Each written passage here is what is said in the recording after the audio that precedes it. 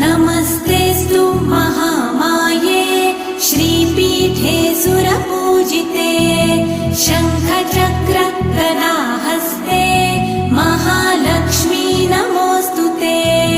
नमस्ते गरुडारूढे कोलासुरभयङ्करी